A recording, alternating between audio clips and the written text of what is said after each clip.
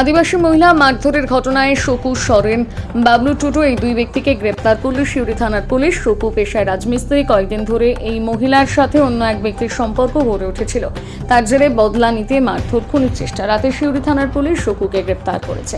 ধৃতদের সিউড়ি আদালতে তোলা হলে তাদের 7 দিনের পুলিশ হেফাজতে নির্দেশ, যদিও পুলিশের তরফে 10 দিনের হেফাজত চাওয়া হয়েছিল।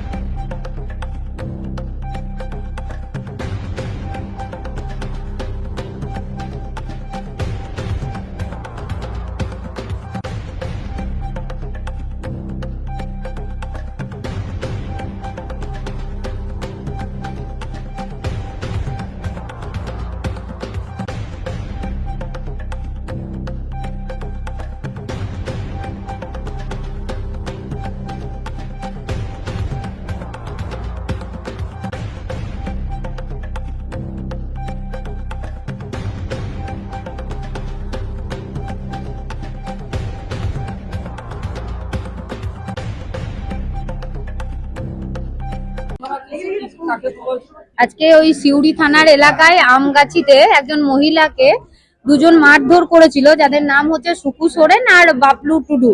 এদের দুজনকেই 10 দিনের রিমান্ড পিরিয়ডে একটা চেয়েছিলেন, সেখানে লার্নেট কোর্ট সবকিছু বিচার করে তাদেরকে ওই 7 দিনের রিমান্ডে অ্যালাউ করেছেন।